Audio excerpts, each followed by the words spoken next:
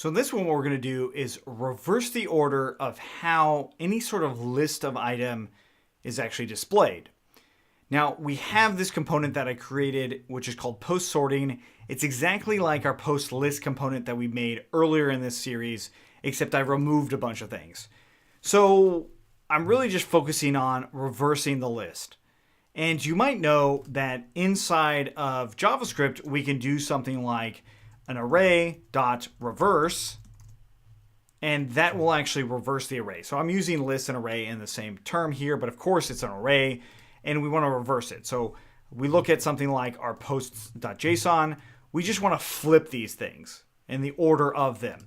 And you could do something like array.reverse to allow that to happen. So let's go ahead and implement that in a way that seems like it would be intuitive.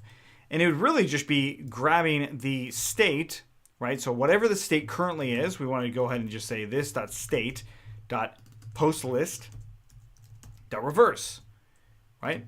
That would be a logical way on how to do it. It's not a whole lot different than toggling a view, right? So we've already seen that, or like a true and false value. This might be a way that actually works. And see, I've already have the onClick method. It's already bound and all that. So let's go ahead and save it and take a look, hit reverse order. Nothing seems to be happening. Well, if you aren't using a child component like I am, it might be working for you, and it might be working just fine. We'll explain this in just a moment.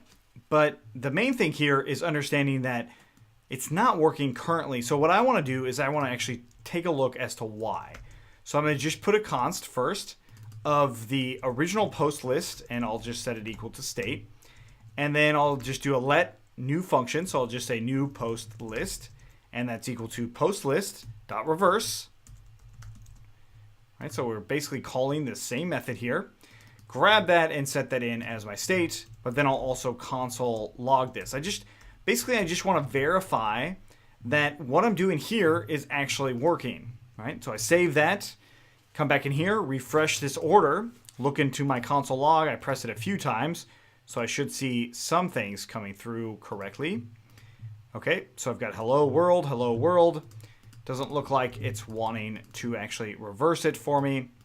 So let's go ahead and save everything.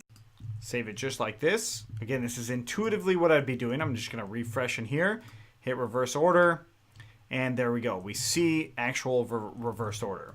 Just make sure that you have saved, and you definitely have this there. But now when I click on that, it actually does reverse the order inside of the console, but the component, the subcomponent, the child component is not updating. So the nice thing here is that we have a way to update this. We've got componentDidMount, but the component's already mounted.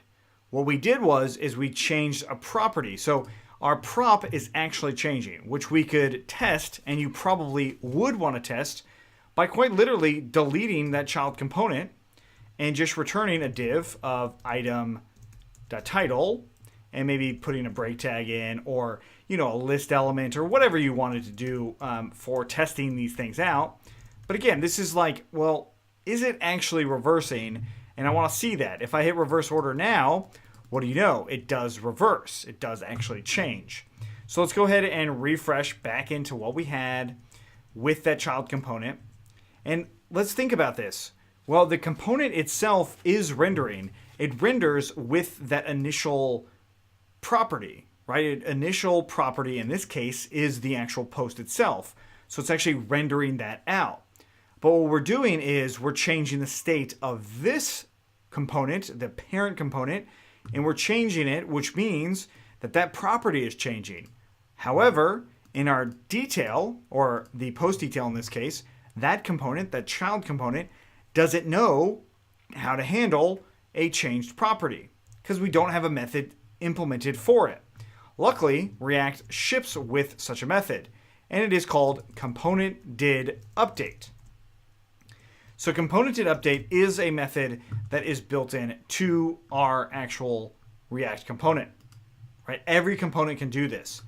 And it takes a few arguments by default, and that's previous props and previous or prev state, and finally snapshot. So the thing that is like most important to us right now is previous props. Why is this the case? Well, again, we just said that our post list, that state is changing.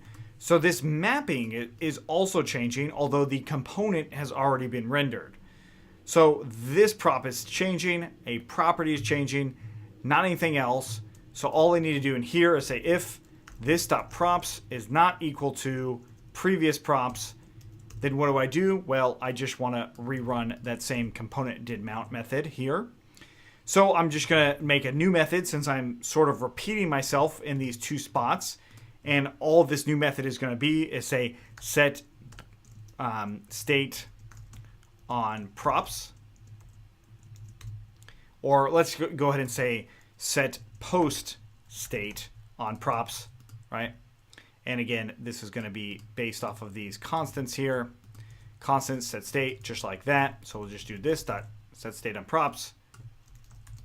There we go. Set post state on props. So we save that and refresh in here. I hit reverse order and it's working. So we learned two new things here.